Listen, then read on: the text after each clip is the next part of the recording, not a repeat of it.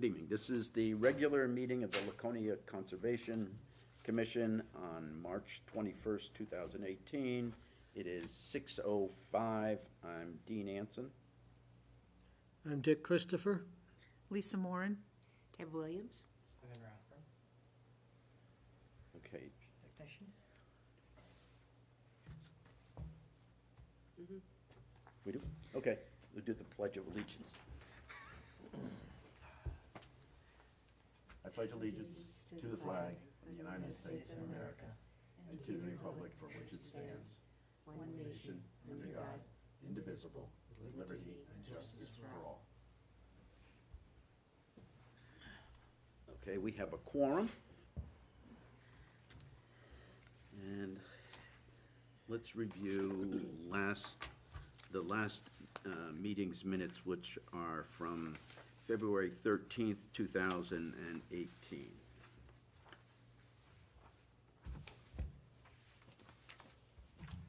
Uh, 222. Sorry. I'm sorry. They're from February 22nd, 2018.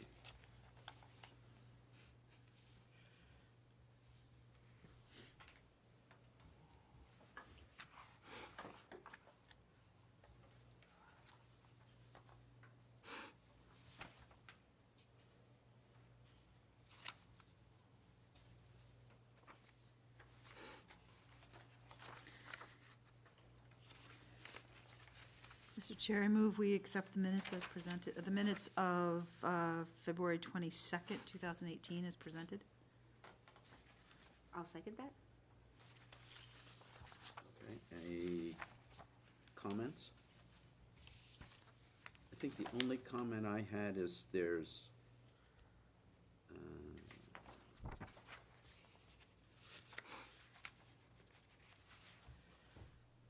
oh, I don't have any comments. Okay. Any other comments? All in favor, say aye. Aye. Opposed? Passes.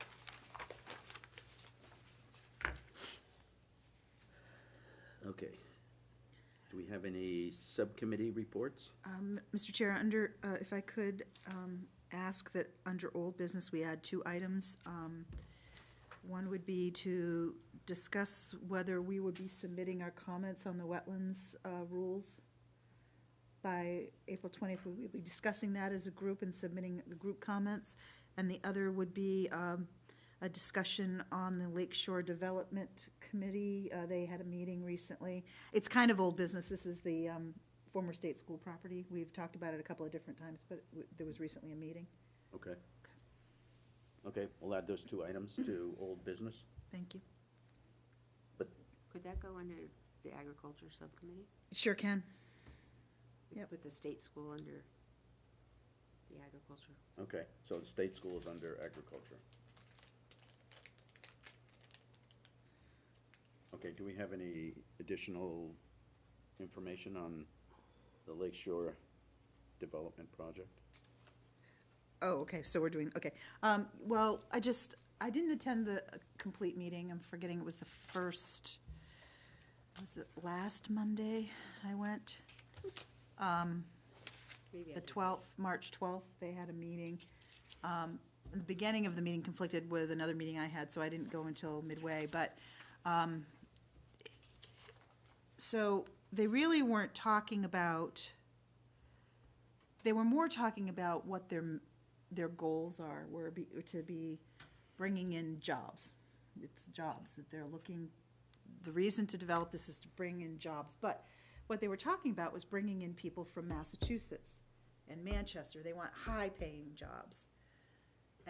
And the folk, well, I'm just saying, and you know, I made the comment that there are plenty of well-educated people here that could potentially, you know, be taking advantage of that, you know, an opportunity. And I don't know, one of the committee members or commission members was talking about, they had maps of an economic area and how big of their economic area they're drawing from, whether Claremont is too far, is Rochester too far, what kind of area are we looking at to be drawing people from, and it just, and as I said, I mean, I think from the Conservation Commission point of view, they really didn't have a land discussion per se, but I think as we move forward, I think it could become a discussion of how the best use of that property, you know, given its characteristics and whatever master plan is developed.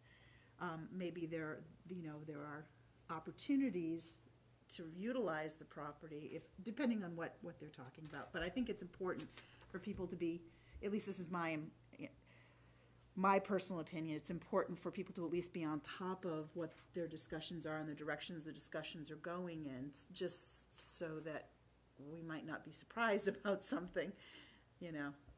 Did they give any ideas of what they're talking about? I mean, like I said, I came in a little bit late, so they may have prior to that, but, you know, and Dean, I'm sorry, Evan, how do you pronounce the planner's last name? Trefethen? Trefethen. Dean Trefethen was there, and he was going to have a talk with some of the members after the meeting. Do Okay. Mike want to introduce himself, or I don't know? We're on camera tonight, Mike. Greetings, Mike Foot, present. Yep. So, they didn't, I mean, they talked about, seeing Ahern Park as a potential asset to complemented development. That's my word, complemented development. I'm just saying, Right. I'm just trying to imagine when they think of how they're gonna draw people from Rochester, what kind of, is it, you know, were they thinking industrial? We have an industrial park right there that's got, that was brought up by Space. somebody else at the end of the meeting, not before they adjourned. Another attendee had a list of things that she had sort of jotted notes down about, and one of them was, why are you doing this when we've got 2 unfilled business parks as it is? And she left them with the thought that, you know, just introducing this, does it really need to be developed at all? I mean, you always have to ask, is doing nothing? An acceptable and alternative. That's right. And so, I mean, it just,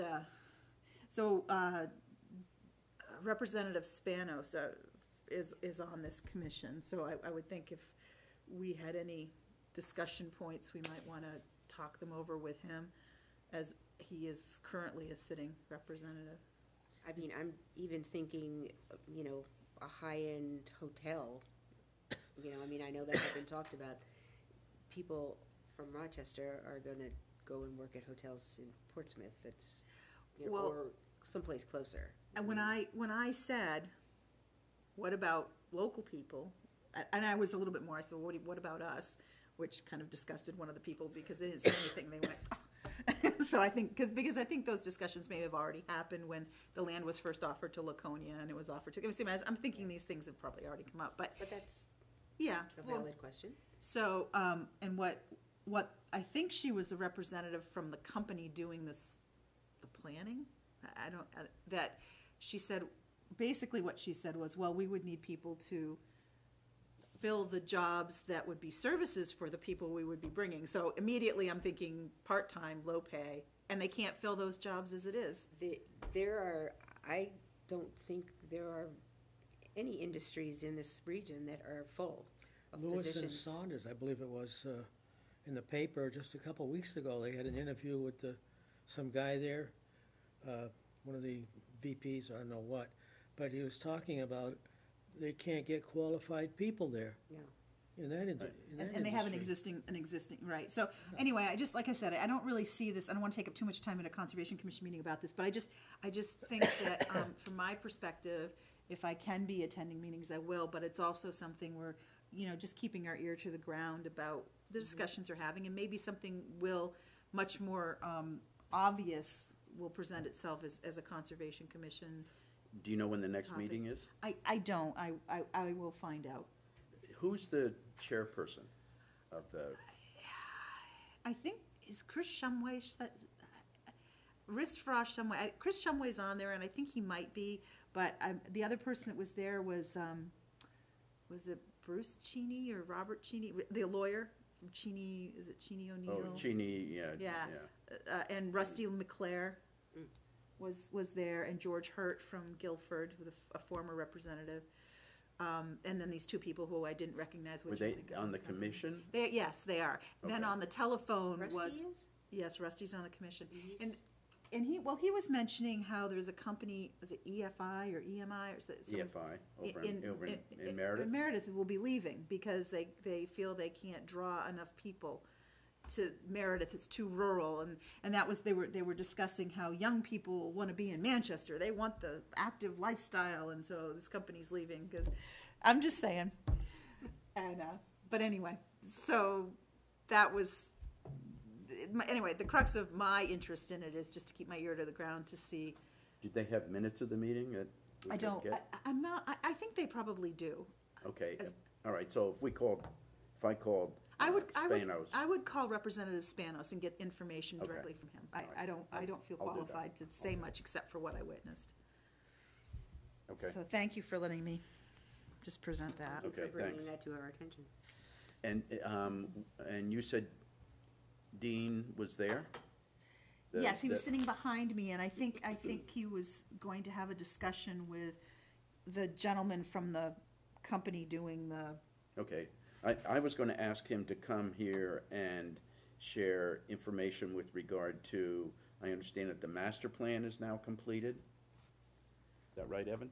I'm not privy to that knowledge. Okay, I think the master plan is at the Lakes Region Planning Commission Executive Committee meeting that I was at, you said that it was done, and not only was it done,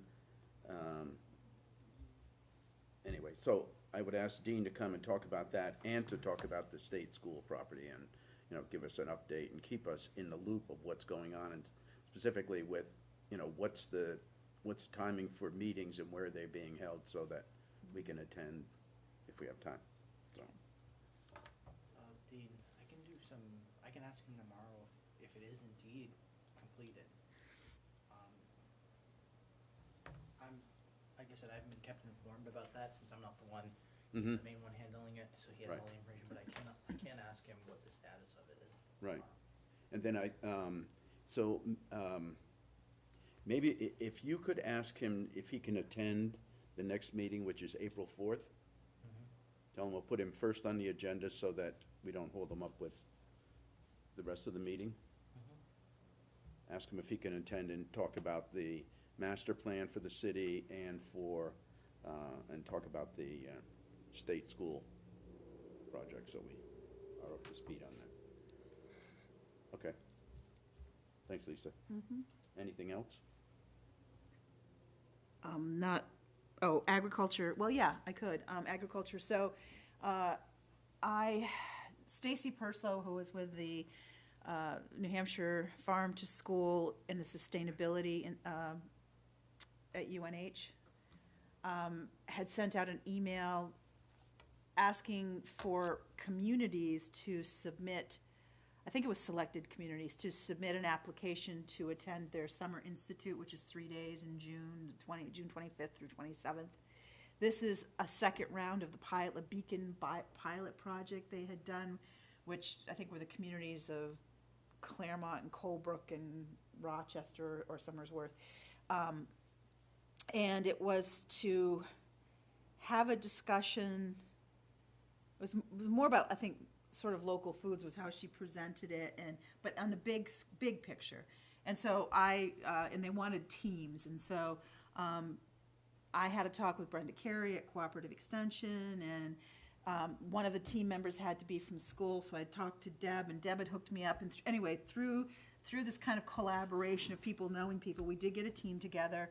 It's myself representing New Hampshire Gleans, Brenda Carey, the person who's doing Project Extra at the Woodland Heights School, and Dave Jeffers from Lakes Region Planning Commission, and Kate Burchakova from Lakes Region Partnership for Public Health. And it is Laconia specific, so even though the people that are involved, except for the school, are broader, their organizations have a broader scope, this is all being convened to focus on Laconia. And our proposal, to go to the Institute will have We'll have discussions, we'll learn about systems, how to develop the projects, talk to other people who've done projects. It's kind of I don't really know exactly what to call it, but it's a way to convene and learn and develop ultimately what your project's gonna be. But you have to have a vision in mind to do the application, and ours is kind of a big picture approach to local foods, be composting, talking about what you eat and whether it's healthy for you, and how the impact of what you eat on your brain. And so, I mean, this is tying in everybody's interest, and then the whole composting and bringing in agriculture, maybe tying in a farmer. So this is our vision, and we were accepted. So from an I think that's on the agriculture, we were accepted. Okay. So good. we'll see. And they have a stipend to hire somebody. Once we've gone through the institute, we have a stipend to hire somebody for a couple of years to assist us in getting whatever project we want to implemented. Good. So is there a role in there that the master gardeners could play? Potentially, and I would say that, that would come out of our discussions. Brenda's familiar with them, I'm familiar with them. We certainly could do that. And actually, Karen Barker from the Lakes Region Food Network, I had sent her an email. I guess, let me back up.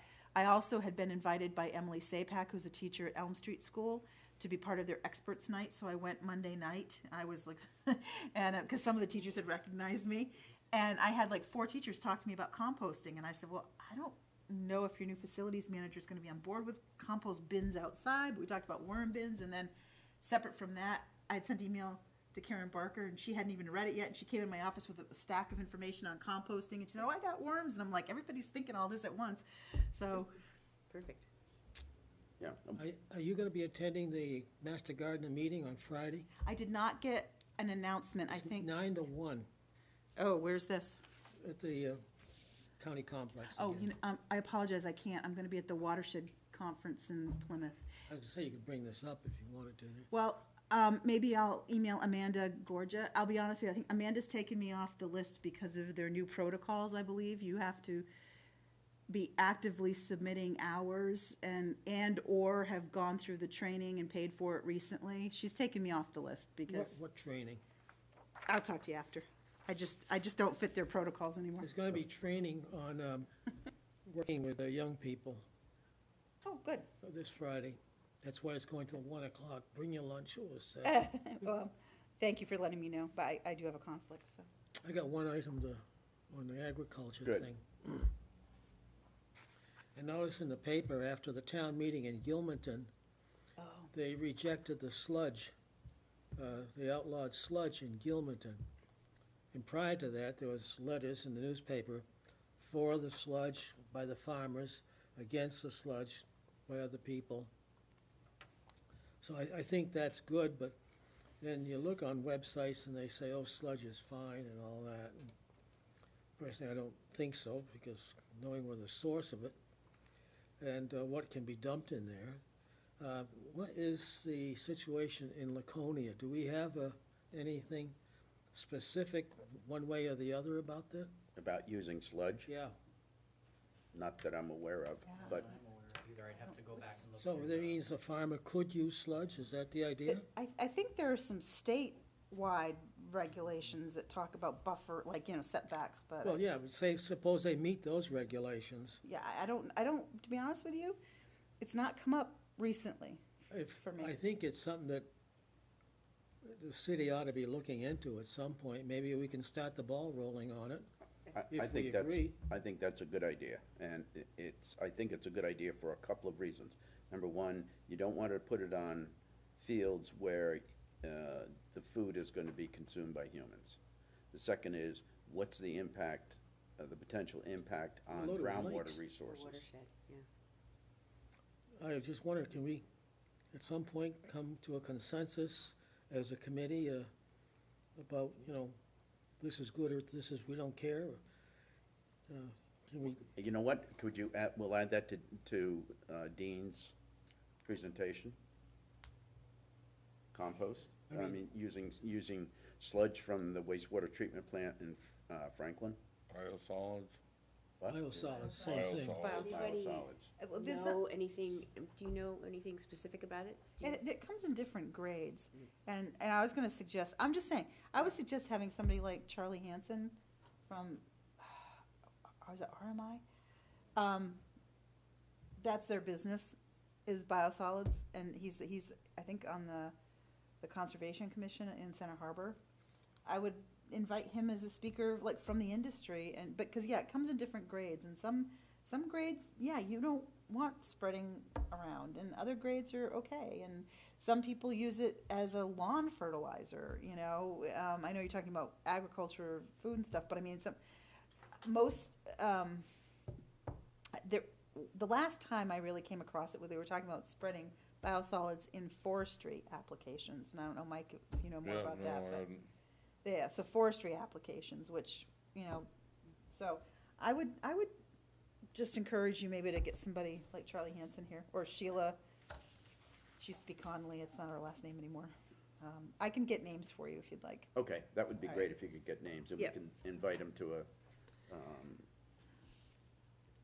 It seems like it would be a worthwhile endeavor for a conservation commission to undertake. You're right, after, Right. Do a little research on it and, you know, find out, then come up with a consensus one way or the other. right, I And then maybe agree, present it to the city council if it needs to be. right, I agree. Good idea, thank you, Dick.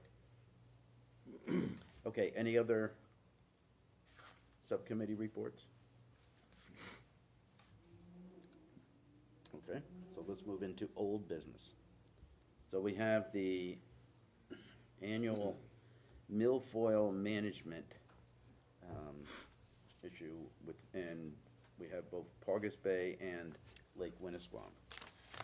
So, Evan, you want to give us an update on Paugus Bay? You talked to, Evan got, you tell us what you gave to the city manager, Scott Myers.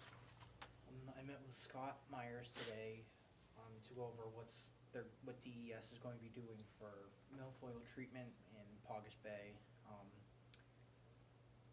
At the moment, it's going to be focused around the upper part of the lake, around Pickerel Cove, Molten Cove, Langley Cove. Me and Rich Tilton have been chipping away at it together. He's been handling the bulk of gathering the information from DES, and then giving me any information they acquire. Our grant this year is from DES, what they will pay is $10,000. I contacted Amy because after I met with Scott, he wondered why is it down from last year's, which was 13,000 something hundred, because of the rising cost of activities in the state to deal with it. Amy's had to spread it out further, which means less people will be getting money from the state to deal with it. So that's why we're down to a $10,000 grant from them. is this just for Paugus? Yes, that's just for Paugus. Okay. I know Seth Nuttleman, after we got all the contract information and everything like that, he's going to be meeting with his Board of Water Commissioners tomorrow.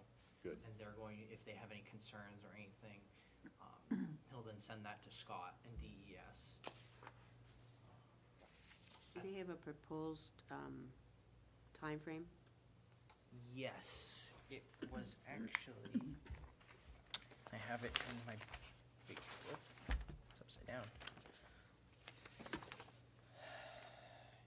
Area F and G, which is Molten and Pickerel Cove, will be treated mid-June. B and D, which are the ones Seth predicted the commissioners might have some concerns about, particularly D, which is down by the water, the closest to the water intake, Christmas Island, Molten Cove, or not Molten Cove, Langley Cove. That will be done in early September.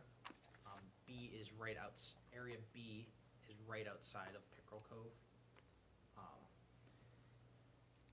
He said, if I remember correctly, they might have some concerns with that because of the area that they're gonna be doing with that. And then area D, like I said, since it's the closest to the water intake, they might have some concerns with that. So they do not contaminate the water supply for the city.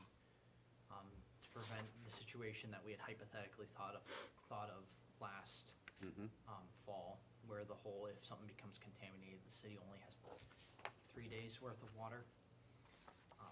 I could see that being a concern they have. Because last year there were some traces, but it was well underneath anything for concern. So me and Rich at the moment are trying to figure out where we're getting all the money to pay out Solitude and New England Milfoil. Aqualogic will not be doing work this year because their schedule is all filled up at the moment. So the total cost for the treatment for the areas will be around $39,000. And then for Amy at DES had New England Milfoil give us an estimate for 20 days of work, which then totaled out to $20,000. Hand pulling. And pulling for dash work to be done in Langley Cove and around Spinnaker Cove. That's in addition to the 39? That's in addition to the 39. Whoa, So we're looking at about 60,000. 59,000 in total dollars that need to be worked. That is subject to change, Rich said, probably around Langley Cove, for the hand pulling. 20,000 is kind of just a default for the 20 days, but depending on how much actual work they do, that could go down. Okay. So I'm working with Scott right now and Rich to get money all sorted away. Amy did give us the due date of April 6th is when we have to have all this contract work signed and then sent to the contractors, have them done. There will be I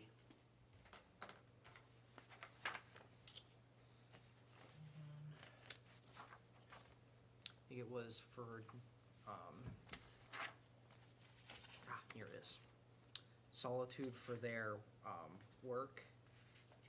The first payment will be about $1,225, the starting fee with them. I spoke to finance, Linda up in finance, who handles all the accounts and everything. She says the city has $20,000 currently for milfoil budgeting. I think left over from last year. So I'm working with Scott to get that augmented, because at the moment we do not have for the full 59,000, we don't have the funds for that. So the 59,000, that includes the 10,000 the state's gonna pay, so that we only have to come up with 49,000? Yes, we only have to, the city only has to come up with 49,000 at the Okay. moment. So DES can mandate that we have to come up with that amount? We have to pay the Because rest, we have they're- to pay the rest of it, or. They're saying that there's definitely, that they're gonna do an application and they don't give the city a choice? And no, the city can say, we don't want it applied there. We've done that before. Right. And that's the reason that Seth is gonna meet with his board tomorrow to look at it and say, this is not acceptable. The 59,000 is if we do everything that Amy has laid out to do. So if we do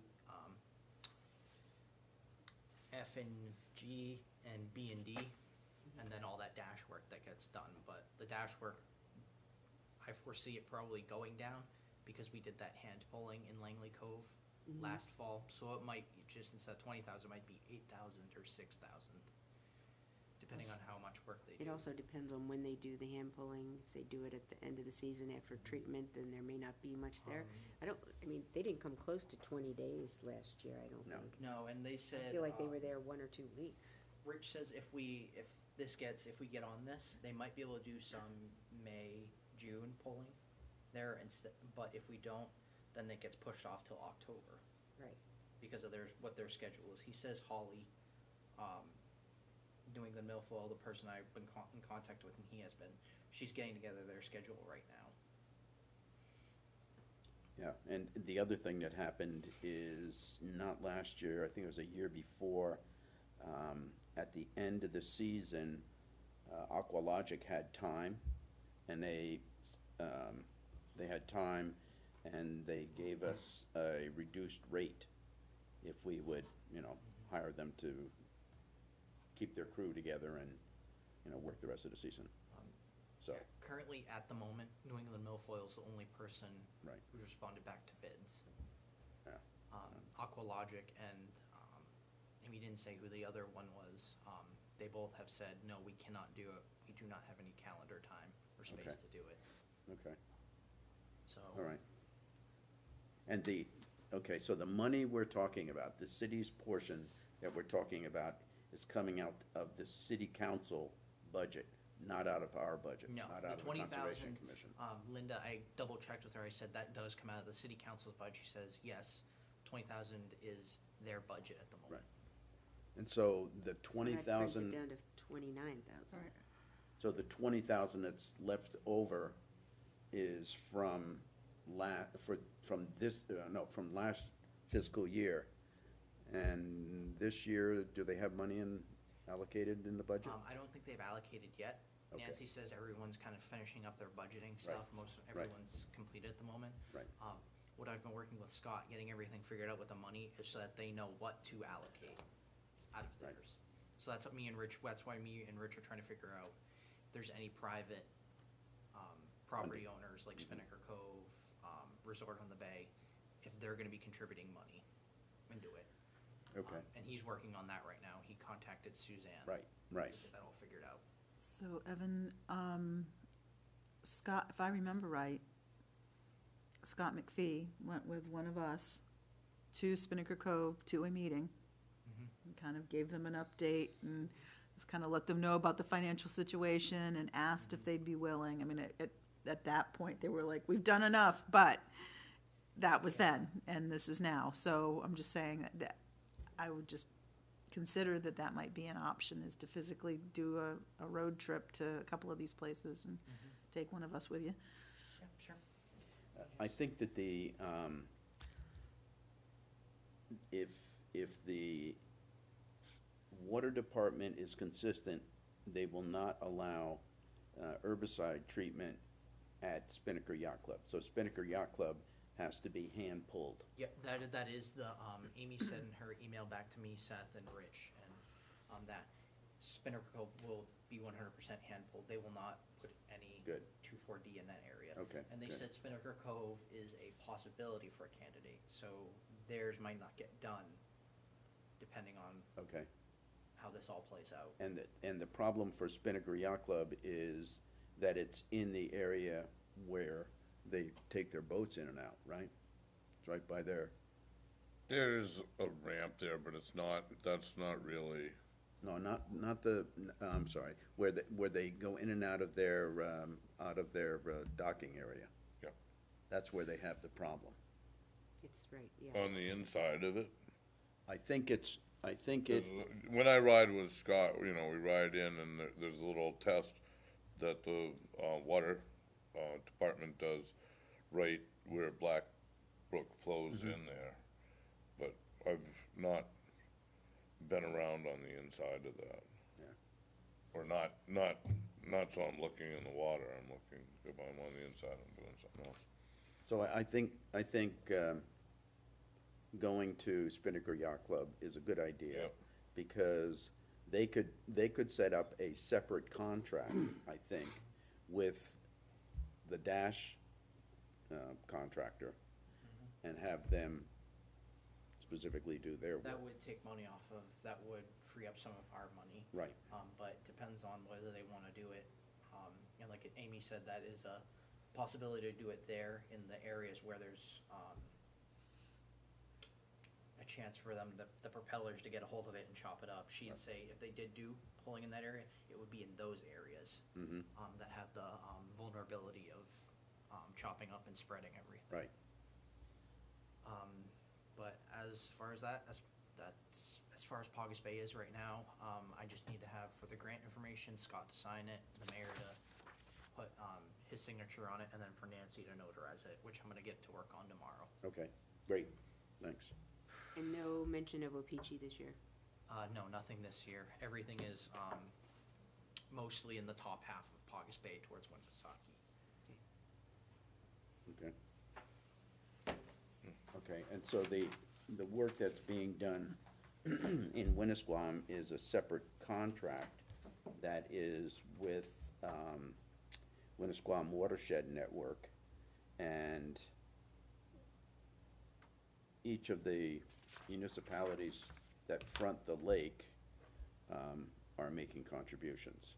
And I sent Scott the plan for treating the milfoil in Winnisquam with a map. And so I need to touch base with him. Okay. So he'll be all milfoiled out. Are you thinking, Dean, that you would be approaching Scott about making a secondary pledge from the council? Right, I already talked to him and asked him if, the estimate by Amy Schmagula was that it would cost about $3,000 to $4,000 to hand pull the milfoil that was identified along the Laconia shore. But,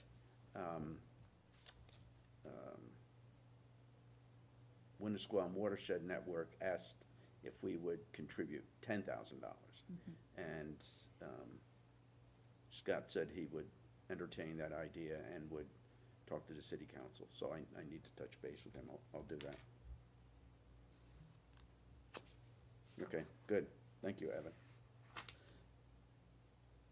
Okay, so now we have water testing for the lakes and tributaries. Dean, did you? Yeah, I I'm just, I sorry. had one other question. So did you say that you were working with Rich Tilton?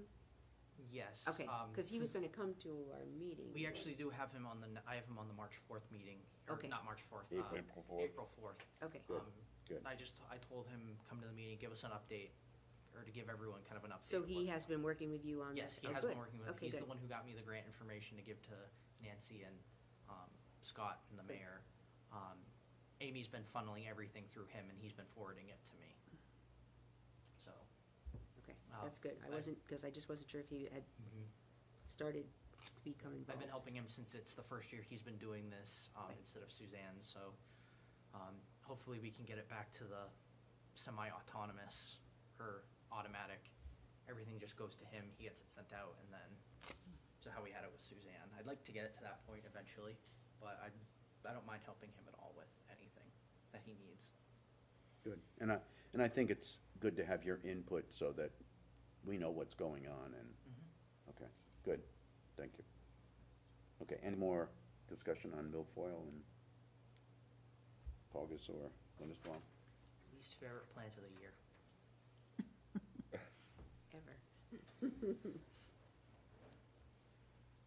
Okay, what about water testing for the lakes and tributaries? Whenever anyone's free, Okay, so we're, I'm sorry, go I'm ahead. sorry. You go. Were you able to come up with the GPS coordinates for Paugus Bay? I do have the points for it. Yeah. It didn't have coordinates on it with it. It just had it had little dots with the labeling text for And it. it's not, there's no coordinates. No, I didn't see any Smagula coordinates doesn't in the have maps anything that I like that. found. No, it, You asked Pat? I'm yeah, sorry. DES has them, yeah. Pat probably has them, Pat Tarpey. Oh, Yeah, I think that's, Dean, did you say you were gonna contact DES about that? At the last meeting? I don't know. Is it in the minutes? You know what, here's what I'll do. I'll call, Pat Tarpey. All right, do you want me to, I'll contact Amy then and see if she can send me wait, not Amy.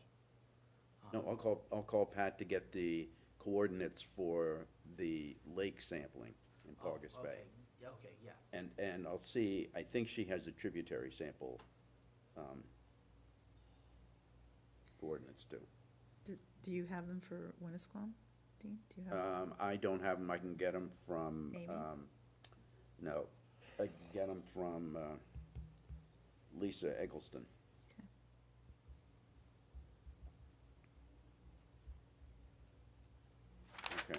So the, Do we want to include Opeachy? I don't know if anybody's doing Opeachy anymore. I mean, Walter Kalin did the last I Ooh. know. okay, yeah, I think that's a good idea.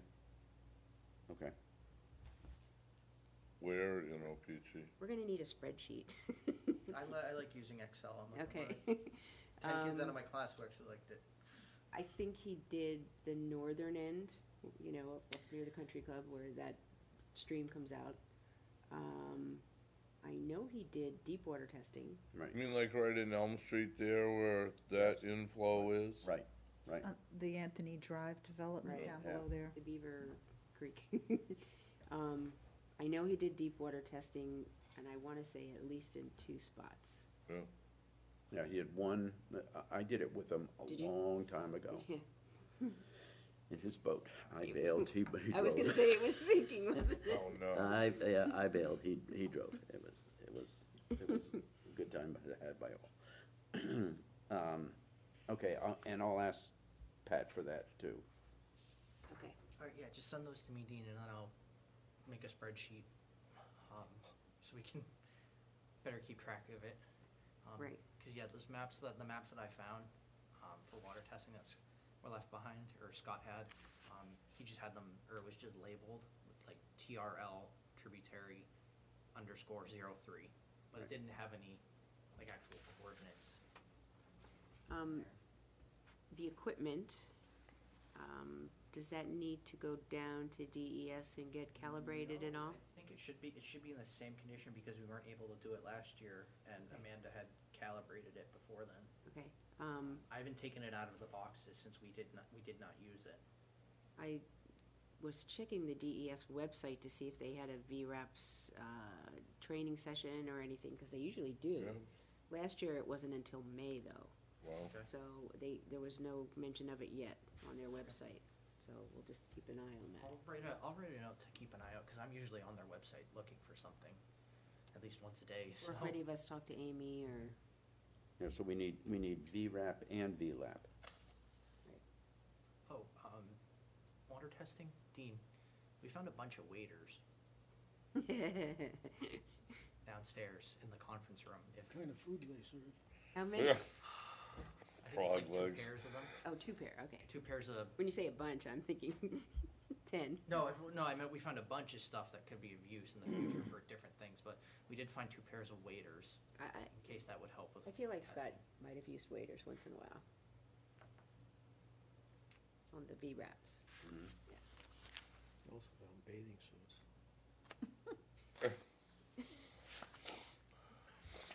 Okay. Okay. Anything else on water testing?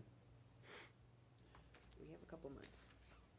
We have a couple months, Uh, but it passes real hopefully when fast. it's not freezing. The ice is out for OPG anyway, but So far, today. It'll skim over tonight. I don't think so. It's been rough. It's been Oh, breezy. the wind's been blowing, yeah. Winnisquam's pretty much wide open, all the way down to Yeah, I did, the Belmont Beach there. I did notice that on my way in this morning. It was And pretty. I quite was a like, bit "Whoa." north up past Gale Avenue and all. Okay. Anything else on water testing, lakes and tribs? Okay, brownfield sites. As I said before, I went to the Lakes Region Planning Commission Executive Board meeting last week, and Jeff said that there was money available, grant money available to do brownfields investigation of petroleum contaminated sites. So it has to be a brownfield site and it has to be contaminated with petroleum. So that would, in this state, that's defined as gasoline, oil. So anybody knows any old gas stations that have been converted into something else? Right on the corner of Church and River Street, right next to the river. Used to be think it was Dick's Texaco, and it's an apartment building now. When I was a kid, it was a gas station.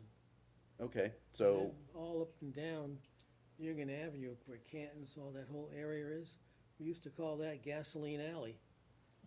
And that whole place was maybe 3, 4, 5 different gas stations. They used to have gas wars up there. So we had discussion about the existing maps, and you had done some research, and Yeah, I did went through the Sanborn maps. mm-hmm, I kinda went over what they had, anything that could remotely, like a garage or Right. A train yard. I got 11 potential, from the most previous one. One was the Laconia Car Company gas and electric plant. I'm not sure if that was natural gas or actual it might have been gasification. New Salem had a factory, Needle Factory, Fenton Avenue had a Laconia Car Company, Iron and Brass Foundry. Just anything I thought might have Yeah, had under, anything to do with gas or right, oil. underground storage tanks that leaked. So if you could pass those addresses over to Jeff Hayes and ask him if any of these qualify as, brownfields candidates for investigations. Right, yeah, I jotted down the names. I have to go back and match up with what we have today Okay. in there, but I do have some. Only petroleum. Only petroleum because the hazardous materials, they've already found enough sites. But give him all of them and let him, because I suspect that he will come up with another grant application next year and maybe we can deal with some of those. Do you What have to- happens if, over the years, somebody's put a building over this site? What do they do? I mean, how do you deal with that?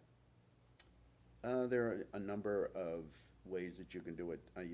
That's what my business was, and, there are ways of dealing with it. You can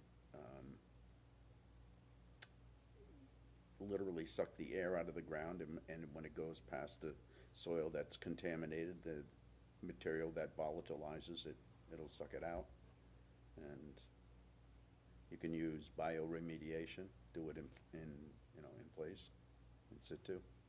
So there are ways of doing it, oh, I'm sorry. but we need to find out if it's contaminated first, and if it qualifies as a brownfield. So there must be limits of degrees of contamination, I assume. Yeah, but first they have to, the first step is, what's the history of the site? Yes, it was used as a gas station, and it's unknown whether they had leaky tanks or not.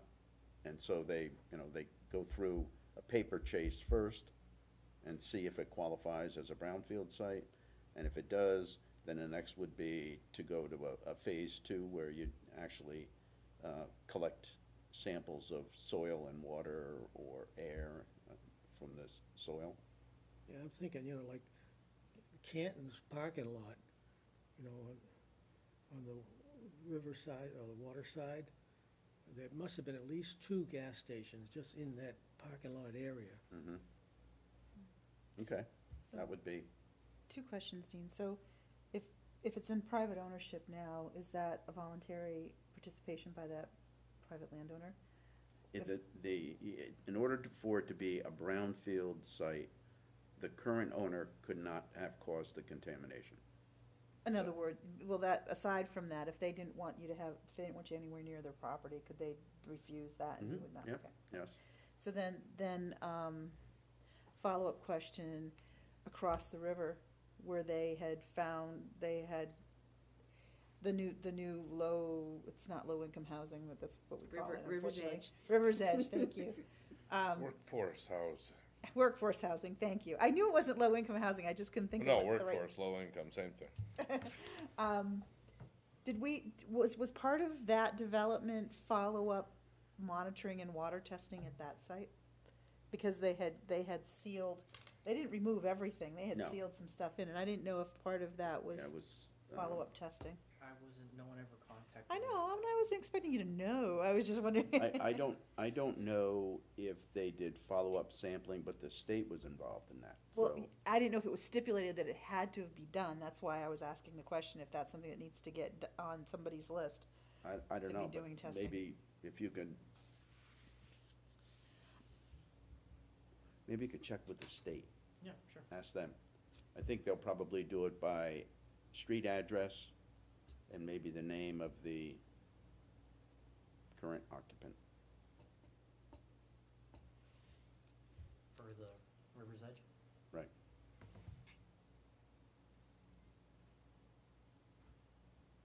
And I just wondered if you had OPG laundry on that list? I mean, that may not be a petroleum issue, but it's right there on the lake, and there's nothing there now. Right, and It'd be it's, an easy test. yeah, and it's, if it's a laundry, they probably had oil tanks to heat the water to, Or the machines. So, and another question is, I know the state school property is contaminated with a lot of things, but could you use those funds to clean up petroleum part? I don't, Dean, we can't do that because it's the state's. all right, the state owns The that, state owns and, it, that's why they need to sell it to us for $1. 10 million. and I think a separate, Jeff Hayes from LRPC said that there's a separate investigation that's being done there. He has separate, grant funds. Okay. I think that's right. Now, does that just include like oil tanks versus, say, cleaning materials for, cleaners? Hazardous material would be, the cleaners would fall under the hazardous material. As I mentioned, 126 Church Street several times. I think And we do have have that. across from Mechanic Street on Union Avenue, there's a cleaner there. They've been in business since I was a kid. Was it sanitary cleaners or something like that?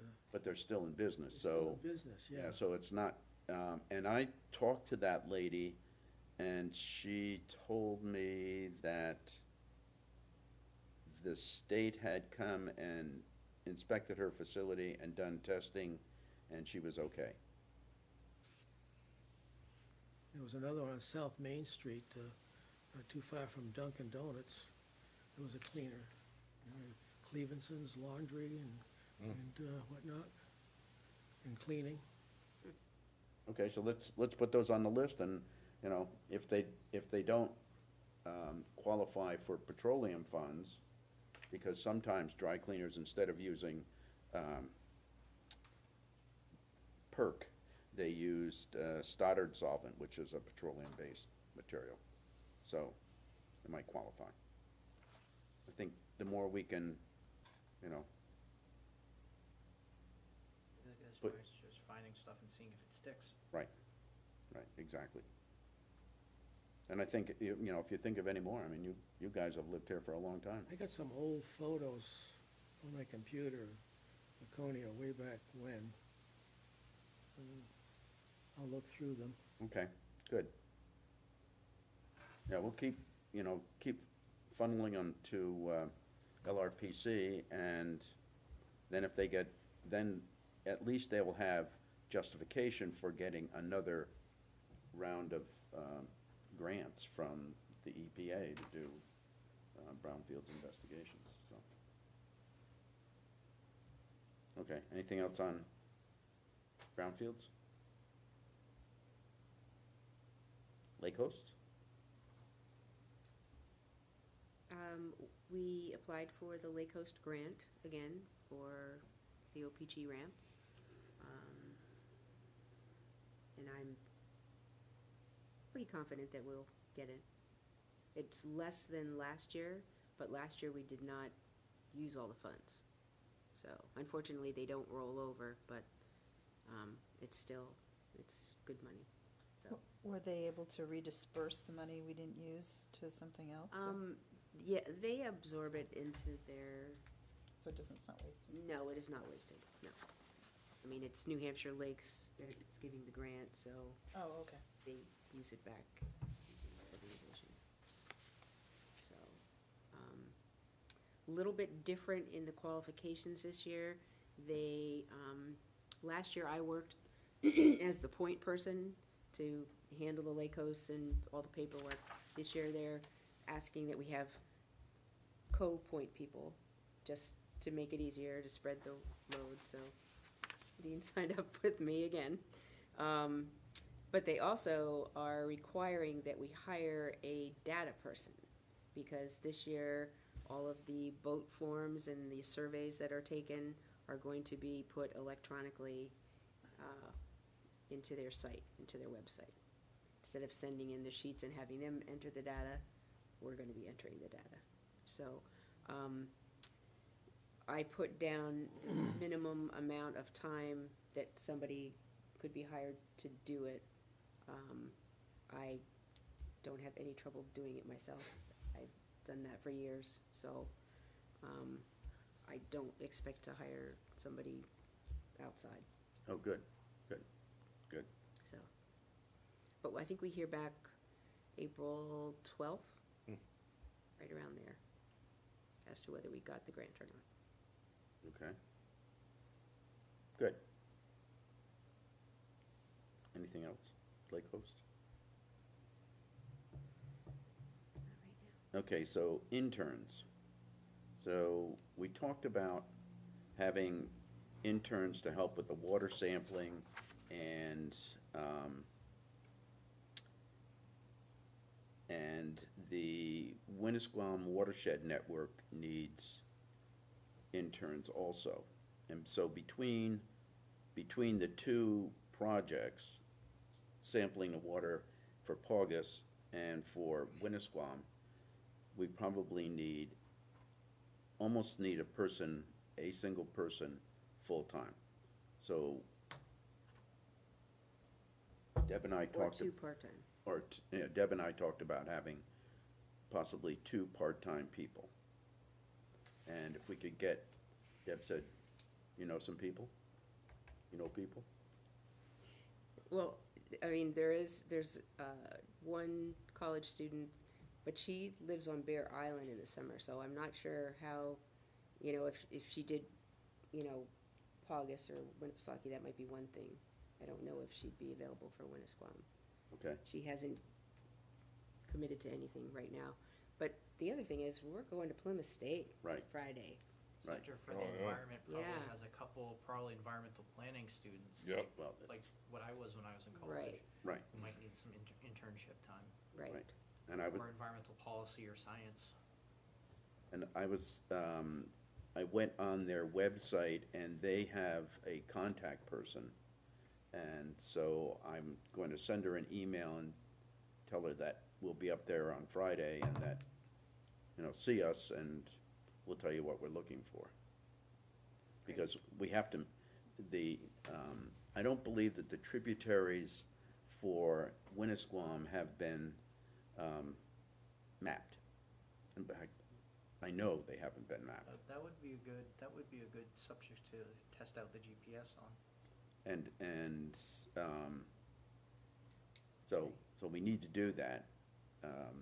And so the Lakes Region Planning Commission got a grant from, a 319 grant from the state, from DES, and they listed the tasks that they were going to perform. And Winnisquam Watershed Network submitted a grant application to Pardo, not knowing what LRPC had done. And so our grant asked for similar services to be done. So we'll have to coordinate that, but if we get money from Pardo, then we can. And LRPC said that they will help coordinate with us, and so that we could probably supply the intern, have them work with them too, so. I think when you talk about, I mean, it would be nice to have a person full-time, but then again, that's taking, a student that is giving up any kind of work for the summer. So if you had 2 part-time, at least maybe they could have a part-time job too. Well, then, and you also have additional management with a full-time worker and obligations that you don't with a part-time that for a couple of months might not be worth it. But these are, the intern positions are paid, Oh, okay, I forgot that. so. Because a lot of times, did you always get paid? I worked for an engineering company, I did get paid. You did get paid. Good choice. I was one of the lucky ones. Okay, anything else on interns? Okay. New business.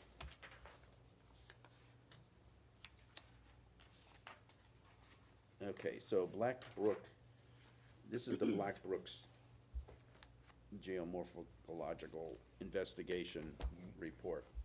And there are specific areas that they, or specific sites that they recommend doing work. And we went to, well, some of us, 1, 2, 3 of us, 4 of us, 4 of us went to the program that Lisa put on stream restoration, and I thought it was really excellent, really, really excellent. It was, the presenters were very clear in their presentation. They were approachable when it came to questions, so I just thought that if I talked to, what was the man's name from Trout Unlimited? Colin Lawson. Thank you. I talked to Colin Laughlin after Lawson, like Anson, but Lawson.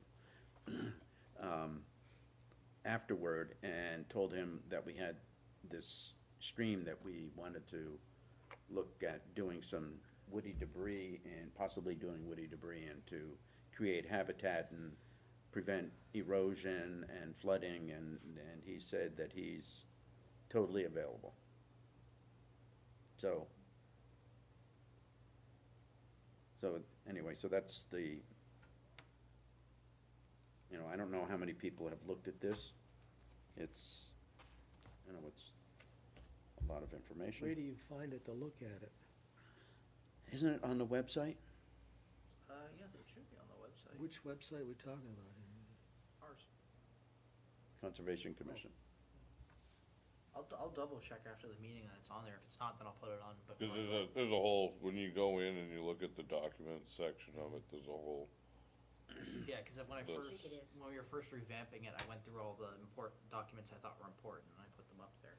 But if for some reason it got deleted off, because the website acts funny sometimes, I can put it back on there again. Okay, that would be great. So if anybody wants to take a look at it, Yeah. Lisa went out and did some of the field work, so you probably have some ideas on where we could do this. I would defer to Colin on, Oh, sure, on of that course. particular application, but yeah.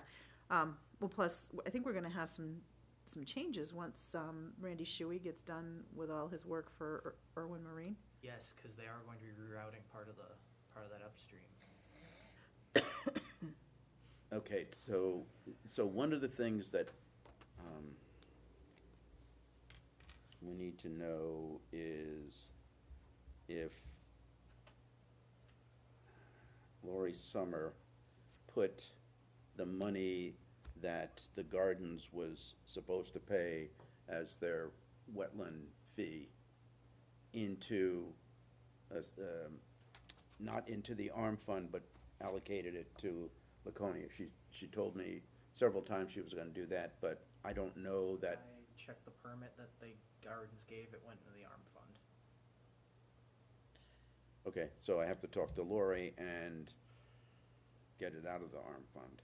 Yep, I know, cause that crossed my mind the other day, I realized I hadn't heard from her for a while, so I shot her an email asking, hey, did they decide whether because I know we'd sent them the Jewett Brook, because that's the one the Public Works did a study on. Whether they wanted to do mitigation for that brook. And then I checked the permit, they had put it into the ARM fund as one of their requirements for their wetland permit. Okay, so I don't know whether the applicant needs to change that, or if Lori can change it. Because she was going to put it, give it to the city as money we can use to, help Irwin. Help pay for Irwin's, I think the ARM fund notices have already gone out and everything for this area. I'm just saying, well, and so then, okay, talk to Lori, but sooner rather than later is all I yeah, know. I know, I would've gone after this earlier, but no one yeah. Well, let's- really I said. thought Last thing I heard from them was after I sent the Jewett Brook one, but I don't know if she probably got busy and then. Okay, I'll talk to her. Okay. Okay, so Durkey Brook. So I received an email from somebody I am gonna keep anonymous. About a concerned citizen was, emailed me about, the city and their snow management on Pelchet Street. And what they were saying was that the end of Pelchet Street, which is a dead end off Overland or Overlook. Overlook, right, so it's down in between the cemetery and 106. That the end of the road where it abuts the stream had been armored with some large granite slabs, and their feeling was that the city, in its snow plowing activity, had disrupted those slabs, which are now laying in the brook, and they are pushing snow into the brook. That was what the concerned citizen had indicated. So Dean and I did a site visit, and I've had some email conversations back and forth with Wes Anderson from Department of Public Works. And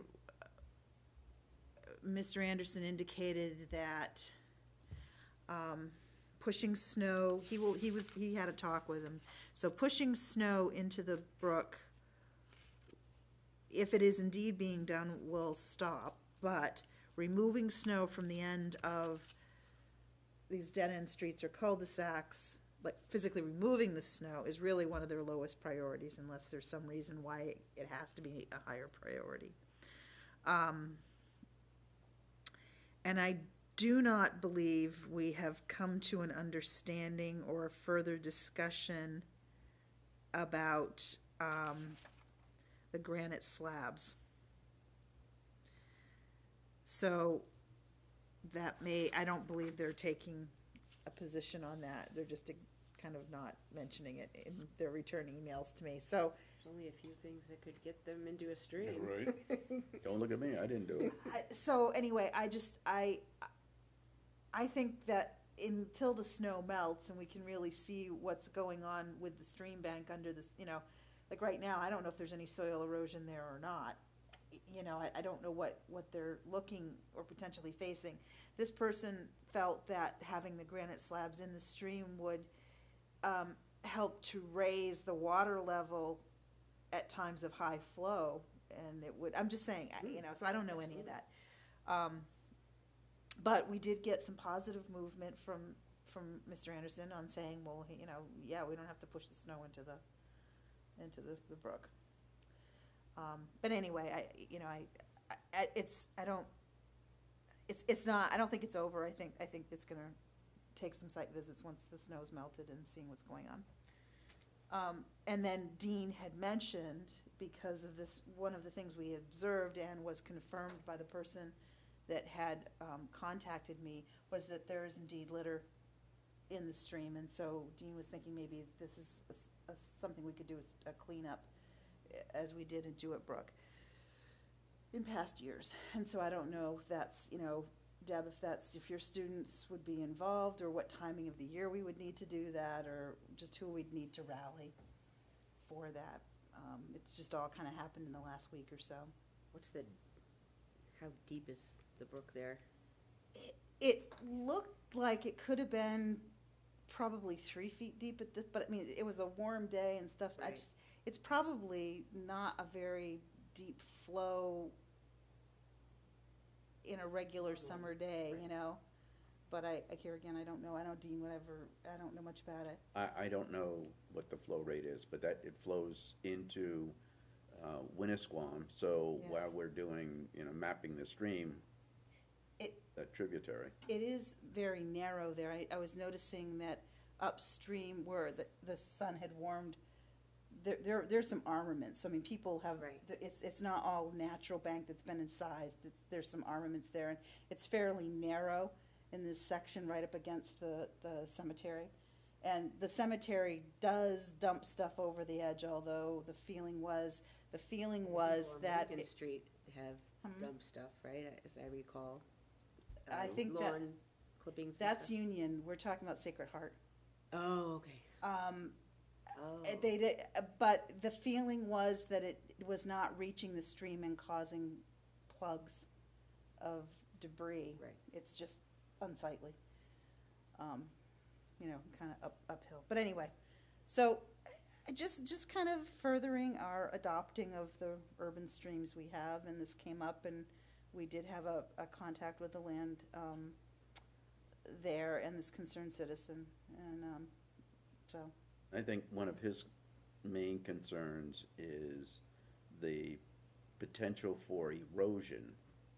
And the erosion would affect his yard, but even a bigger concern would be that it would affect his garage, because his garage is literally right on the edge of the stream, and where where the snow has been dumped and is right by his garage, so.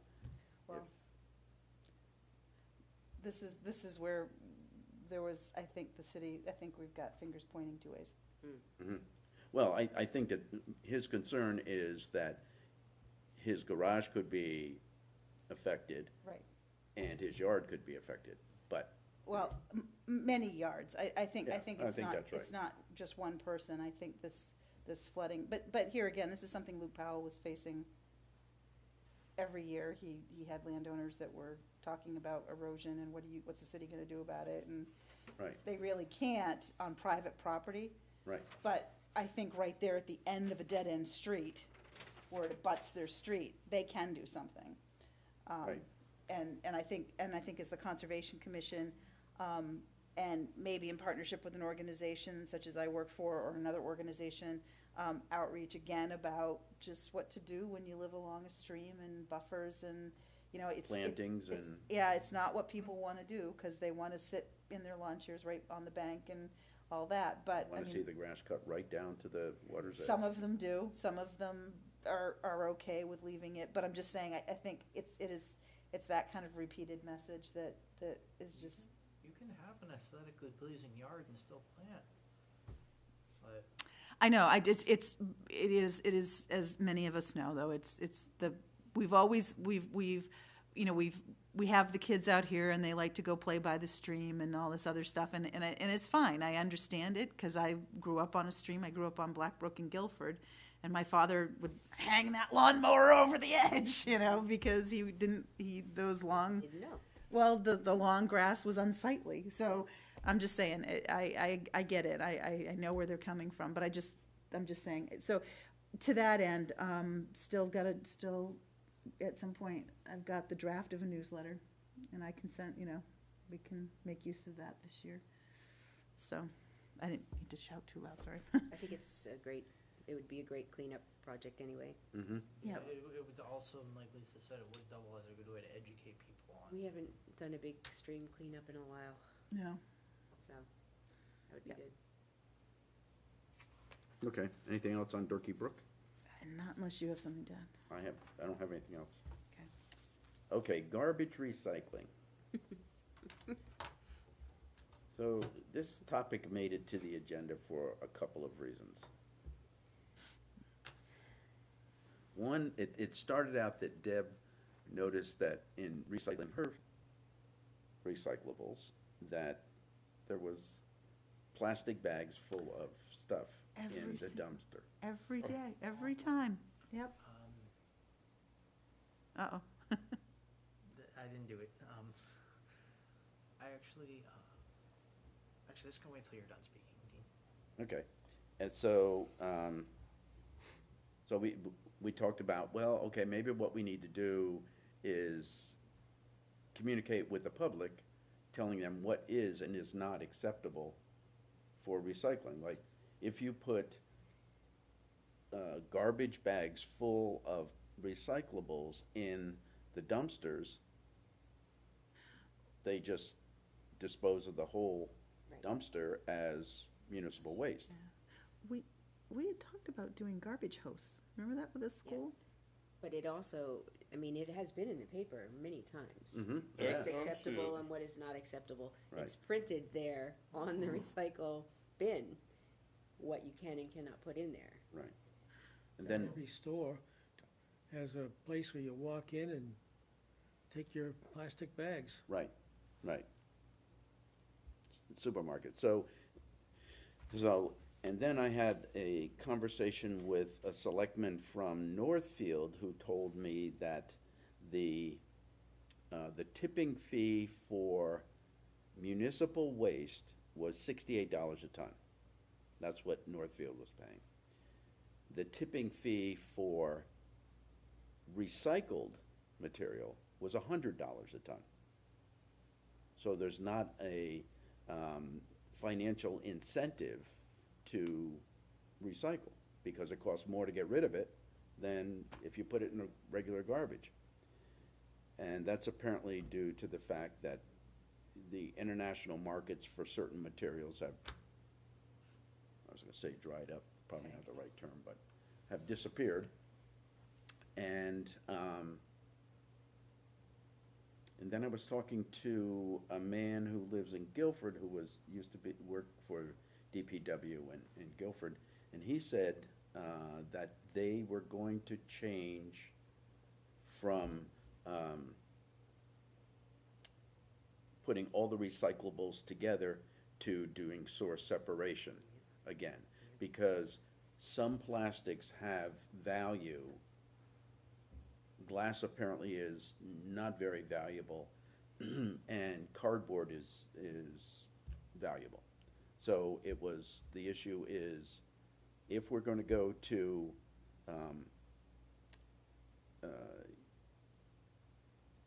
separation, then maybe we ought to start publicizing that now. So, all this came down to, I thought that if we had a news article for the paper, after we get the answers to some of these questions, like Evan called our DPW to find out what it costs to. There's a whole lot of fees involved with them because some of it gets taken down to an incinerator. Other ones get hauled to Pennacook. I think that is where the incinerator is. But, Mhm. And I have it in my email. Did I forward it to you? I could No. have sworn I did. I don't think so. It might be sitting in my drafts, but Okay. I'll forward it to you as soon as I get back down to the Okay, office. all right, great, thanks. But, yeah, there's a whole bunch of fees involved with the city, and Ann says there's actually talk of not even bothering with it in the future if people don't start recycling because it's not cost effective for them to keep doing Well, all this. I appreciate Ann's position, but I think philosophically, I feel like when we went to single stream is when the cart went off the rail. I think that's Because what it is. I feel like people, when they did have to separate, were much more careful about things. I've been appalled every time I go down to the dumpster, behind, on Messer Street there. It's usually overflowing, so I don't know how many times it gets emptied Yeah. a week.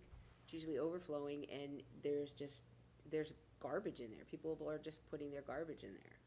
So I said to Dean, I said, so maybe we just have the dumpster locked and only have it open certain times during the week while it's supervised and have, I said I would sit down there for, Well, that was, day. I don't know if I read it in the paper or it was a comment Ann Saltmarsh made to me, was they didn't know how many people who were not Laconia residents were abusing it in the sense of using it as a free dumpster rather than a recycling station. So, But they're also, we used to be very specific about the size of the cardboard that you could put in there, not any bigger than a pizza box kind of thing. And I see, huge boxes Yeah. and Well, things, your giant and flat not screens. broken down, and it's like, Wow. If I may ask, since I'm still learning things about the city, was the reason why they started putting recycling containers everywhere, was that just for convenience for the public instead of having to go to one place to put everything in? they pick up at your house. That you have recycle bins curbside. But Yeah. I think that was for maybe, I don't know what their specific Well, idea was. I but- remote recycle myself. I use the Messer Street because I don't like putting my recycling out, and what I find when they pick up the recycling, doing it on the street, I end up cleaning it up all off my lawn because it blows out of the That's- truck and- and everything. So that's why I just And I physically rarely take put it. mine out in the winter because it's either too wet or too blowy or whatever, and so I usually take it down also. Yeah. Because down in Derry, they're very hard on the populace about recycling, but I think it's granted.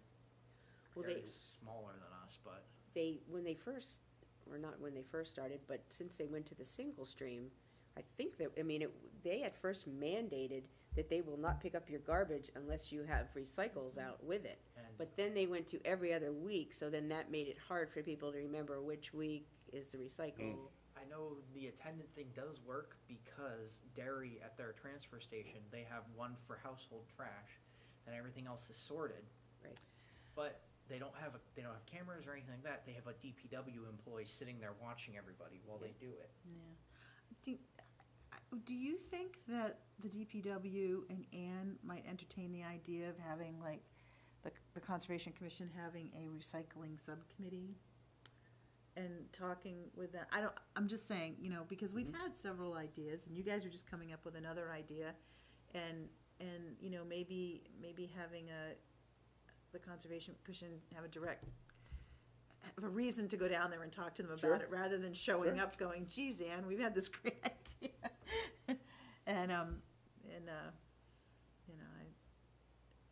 I think that's a good idea. I think, And I would also entertain, I would hate to see the city do away with recycling, as I started to say, just for philosophical ideas. Plus, if there's ever a time where it is more, I hate that everything comes down to dollars and cents, but if it is more economical for the city to do it, you're gonna have a harder time vamping it back up than if you've kept recycling going all along. I think. So, Right. I would entertain that maybe,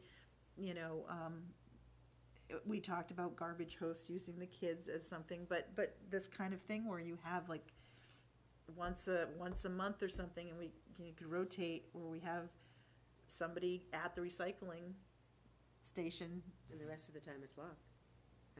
Well, I don't know. As you say, they're already so heavily used that I had a hard time finding an open Right. section. So if you lock them, I don't know.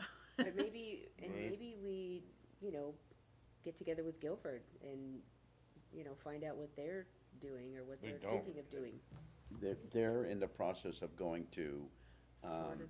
separated.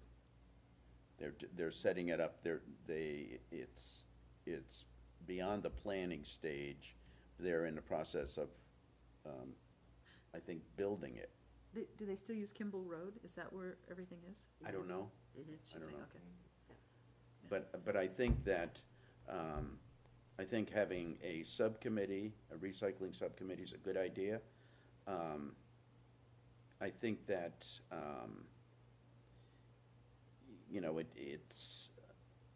I recycle Betty used to call me the recycling Nazi.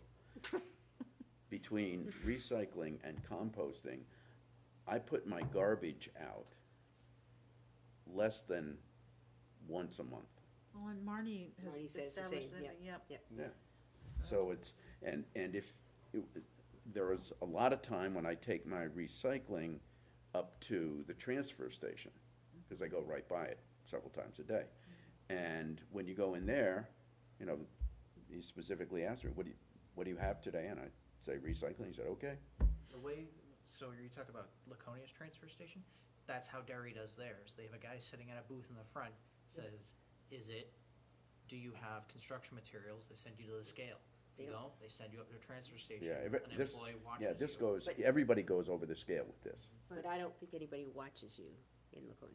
That's the thing, on You the said that. weekends, there's at least, there's one guy in a loader, I know at least that in Derry. Then there's 2 public works employees, helping people put stuff in and also watching them. I think that if what we did is we could figure out a way to make more money by recycling, not by single stream, but by sorting it, then we might be able to pay for an employee to sit there and make sure, you know, because there are 2 people that are there now. One's on a backhoe and making sure that the place is cleaned up and stuff is moved around, and the other man is at the booth. And if you come in with construction debris, he weighs you, you dump, he weighs you again, and he charges you a fee. You pay them. Or no remote recycling, and they go to every week picking up Right. certain things, and then that way,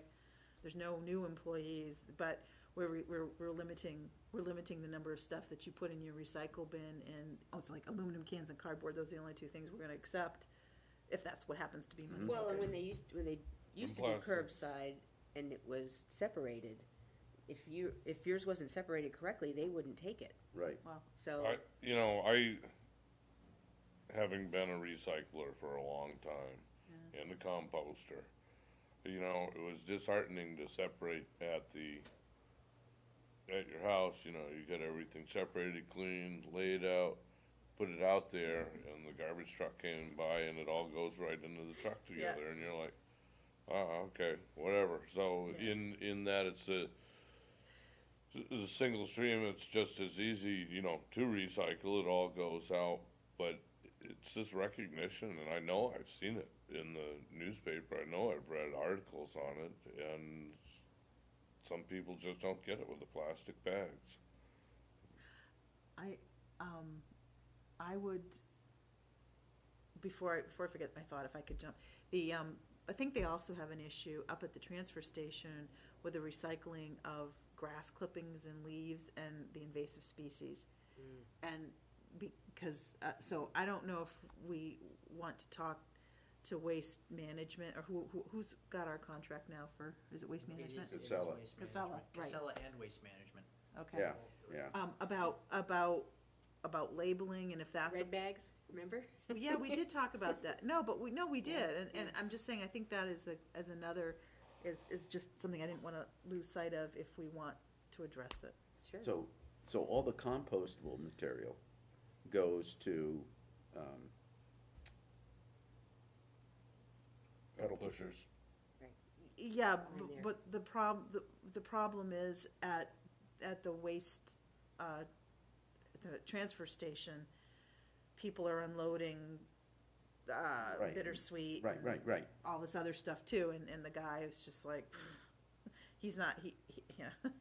But, so somewhere between, don't put it in the transfer station, or put it in a red bag and then dispose of it, or, the people at pedal pushers say, that looks to me like, bittersweet, and we don't want that in our compost. I don't know, but I'm just saying, before I forget about it, we can decide how it's gonna be handled Right. at another time. I just Right. didn't want that to Okay, fall off our so, plate. so here's what my idea is.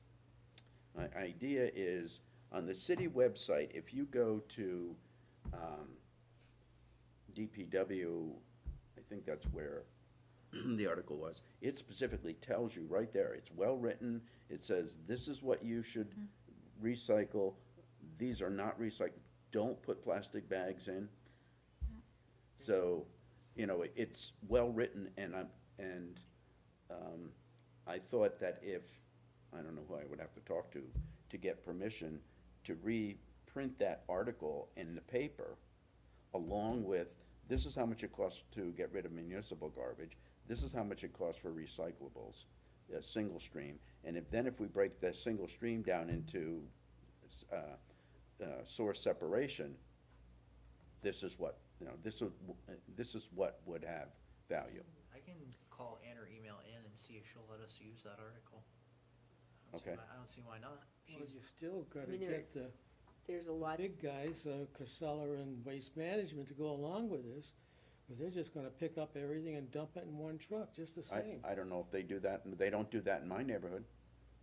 There'll be a truck that goes by and it picks up all the municipal waste. Well, yeah, I don't mean garbage, I mean, And then they go back, then they come by yeah, but still, and pick up just the but we haven't recycling. followed that all track. the recyclable right now still my- goes in one stream, and you're gonna have Right. to, And that gets sorted, that gets mechanically sorted. yeah, but then what would be the point of me separating ching, ching, ching, ching buckets here if it all ends up in the same truck? Right, they would have to, They, Agreed. the big guys that, you know, Gotcha.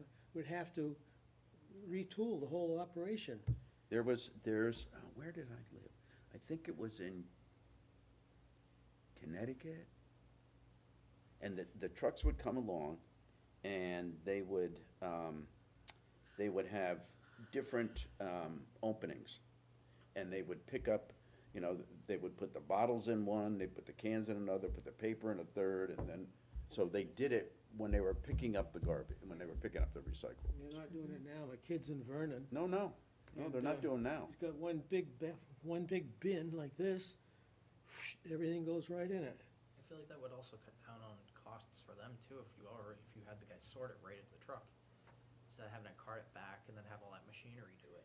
Yeah. So, I guess, I mean, so I think a subcommittee is a good idea, And I- because we could also, I'm thinking, after the conference at UNH with, and thinking about composting, that can be part of the story. and I think Dave Jeffers has indicated that he may have been having discussions with different communities, of which Laconia might be one, I don't wanna speak for him, about expanding composting.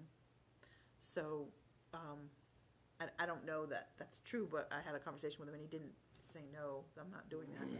So, yeah, so I would be willing to be on the recycling committee, but I, with the caveat that my job has to come first, and if I find I don't have time, I can't promise I'm gonna jump on a lot of projects, but. And, you know, so the question I have is there a state law that's going into effect that says that restaurants, schools, and other large servers of food have to compost? Is there a law that is going into effect, federal, state? Haven't heard a thing about that. I haven't seen anything, but now I'm gonna go double check now. Because I have seen, I went to, Dave Jeffers had a series of seminars about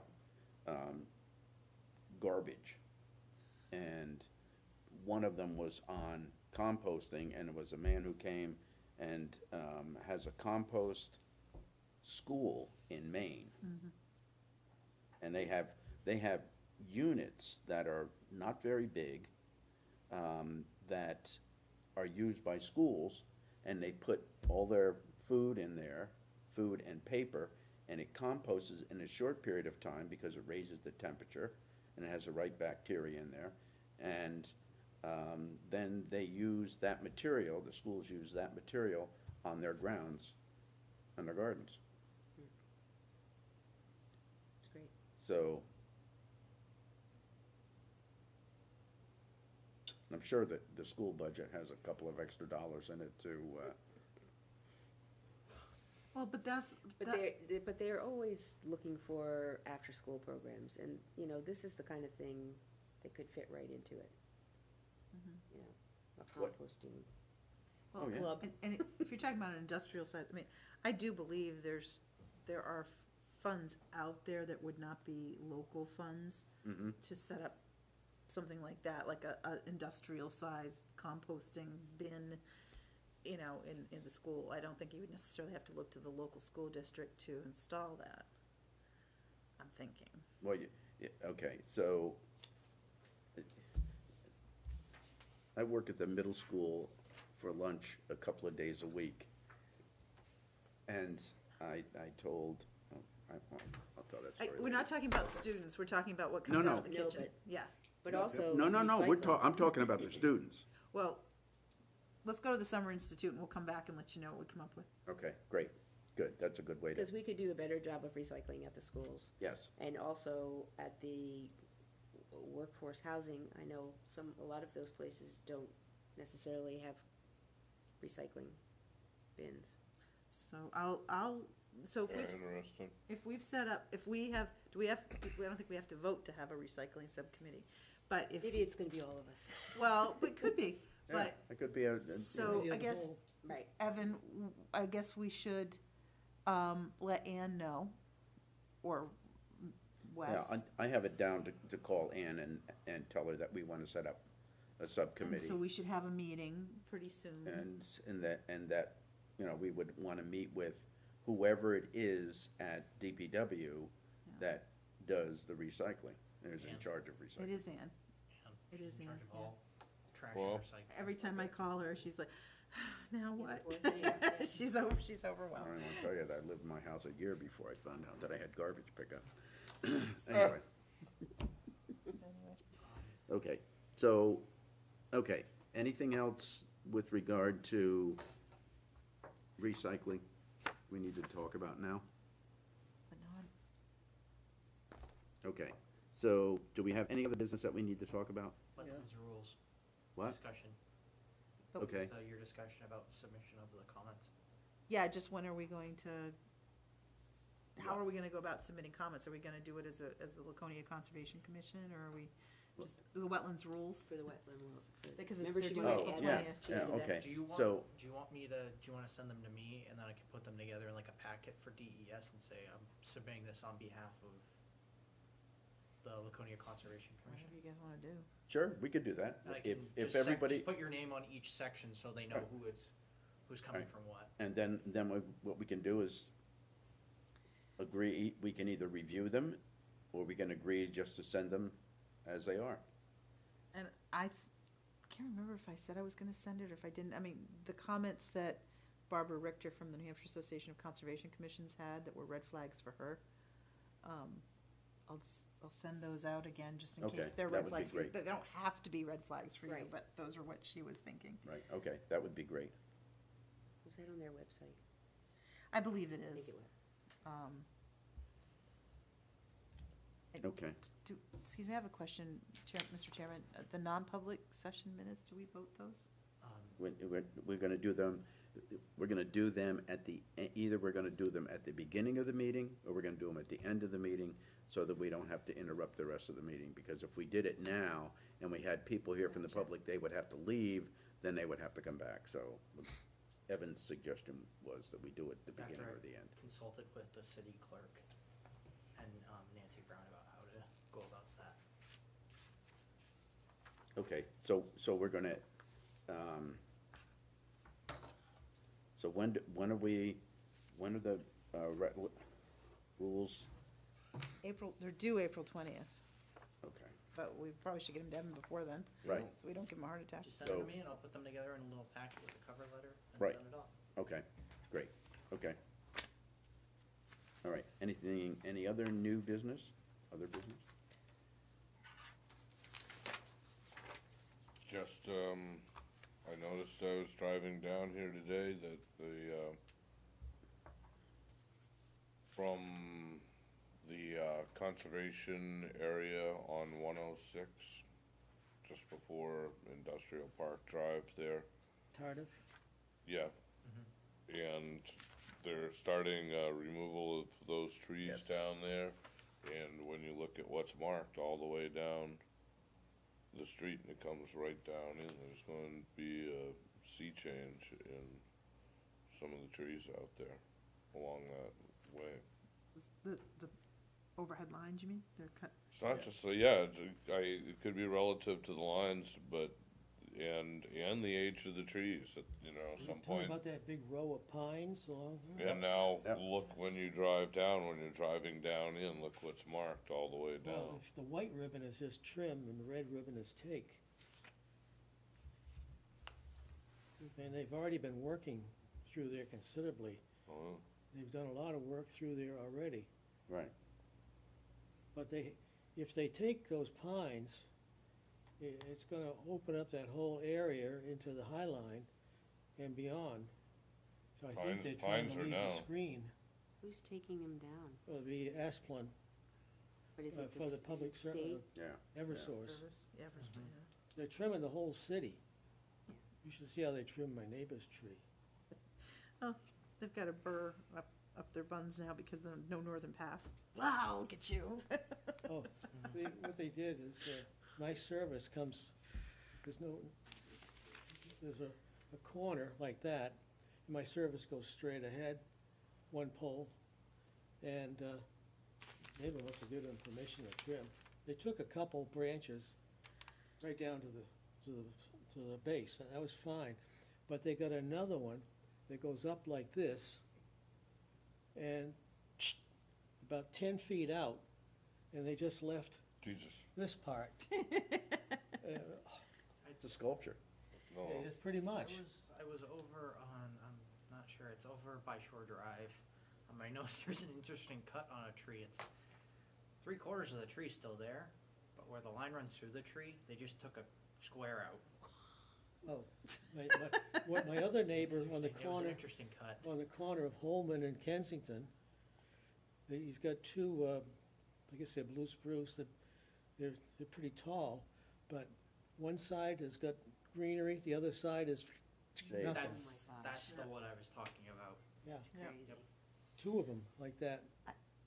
I've got some things coming. So this Saturday, Gunstock is having their spring thing or whatever. I think it starts at 10, or I believe. Anyway, it's kind of attractions and Mhm. stuff like that. So that's happening this weekend, Saturday. April 7th, Saving Special Places in Alton, the Prospect Mountain High School, if you haven't already registered. When is it again? April 7th. Just Google Saving Special Places, Alton, New Hampshire, I'm sure it'll come up. It's online registration. Let's see.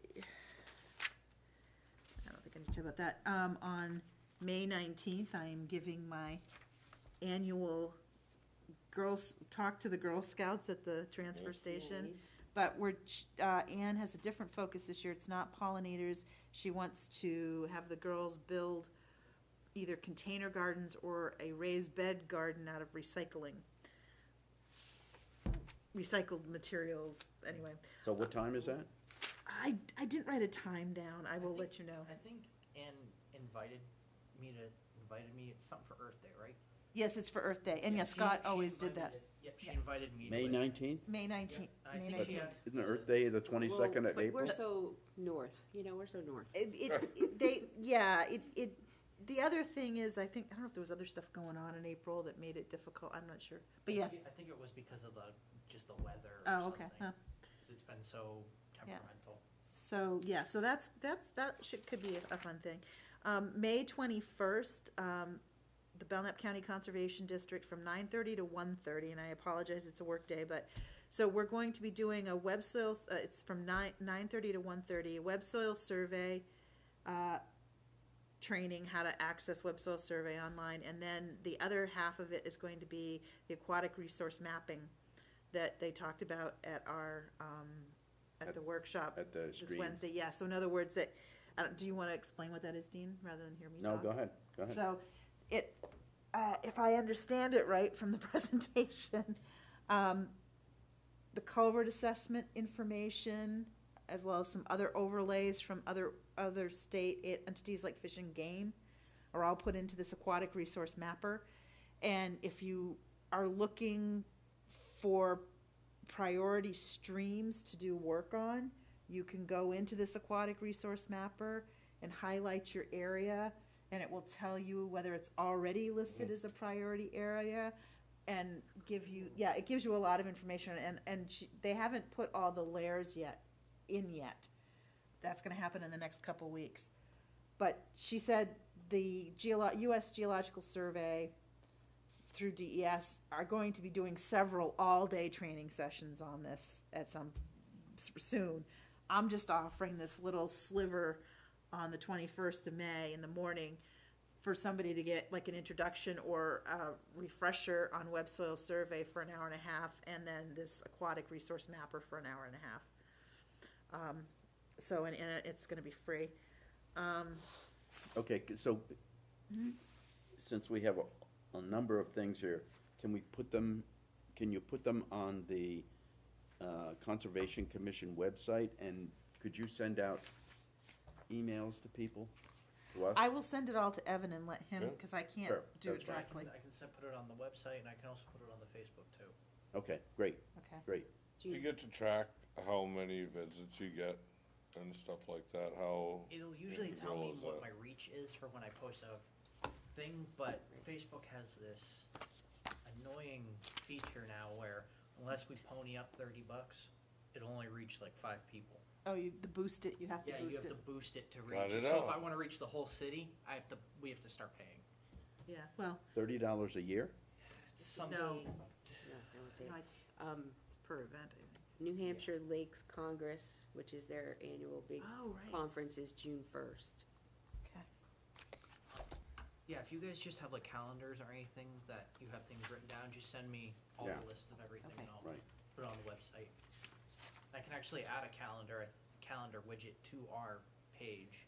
We should do that. We should yeah, do that. that's a, Yeah. that's a Yeah. good way to put it out and see it. Yeah. I don't know how to do that. Oh no, leave it all to me. Evan does.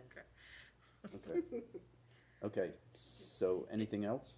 Well, I just wondered, you just mentioned the New Hampshire Lakes Congress, are there any events that we should be having a booth at? Or putting materials out for, or, I have never seen a conservation booth there. I did one, Or did they have, I'm sorry. go ahead, did they have the New Hampshire, I don't think so. At the lakes, we did, Lake Winnipesaukee Watershed Association, when it was called that. And That's right. is there's not a benefit to doing it, is what you're saying? I think it's a lot of work for Yeah, little benefit. Okay. All right, I just thought I'd it's more ask. fun to just go. Wear your name tag, introduce yourself. I did notice the last time I was down Water Street at the very end where we had a huge invasive removal at that one. Steve Smith, Is that the one, is this the end near the treatment plant for DES? Cooper. Yes, across the street from there. Cooper. Yep, yeah. They've cut down a lot of trees. yeah, I did notice that, cause that's part of my plowing route with Do my they- DPW guy. Did they ask to do that or, because that's right on the edge of the It depends on who lake. cut it. What does that mean? That was DPW actually that did that. Oh, it wasn't Steve Smith, it wasn't part of his site plan? No, I don't think so. I think that was Okay. part of DPW did that. You plow in Why? Laconia? Yeah, he does. I thought, oh, I didn't think so. I talked to Wes, this is slipping my mind. Was it to keep the invasive growth? I Down? think so, yes. But yeah, they did some cutting there. I told them in the future, well, the thing is that area right there, they left the stumps. But that area is not part of the shoreline protection district, so that doesn't require, Why? I don't know. Whoever did the zones in the city would be able to answer that. But it's only in the shoreline protection districts, that's when they need to let me know if they're gonna do it. Okay, so to that end, I need to talk to you after the meeting. Okay. I already talked to Wes and I told him if he does do stuff in the shoreline protection district, him or Krista does need to give me a heads up before they do anything. Okay. Okay. Anything else? So we got the water conference at Plymouth State on Friday that starts at 8:30 and goes until about 4. Very nice. Our next meeting is April 4th, Are you going? and I can tell you that if you have bird feeders out, take them in. Bears came through my house last night, so. Okay, so that's all I have. Move to adjourn? We gotta talk about Hold on, the, The what? adjourn first. The what? No, wait, I have to talk about what? we're gonna go into secrets. Yes, we're going into secret society. What do you call it today? Yes, but first we have to, we have to I adjourn. just wanna make sure we're not just gonna walk out of here, that's No, all. No. no. I move to adjourn. I don't know if you need to second that. Second, and a vote? Okay, and any comments? All in favor, say aye. Aye. Opposed?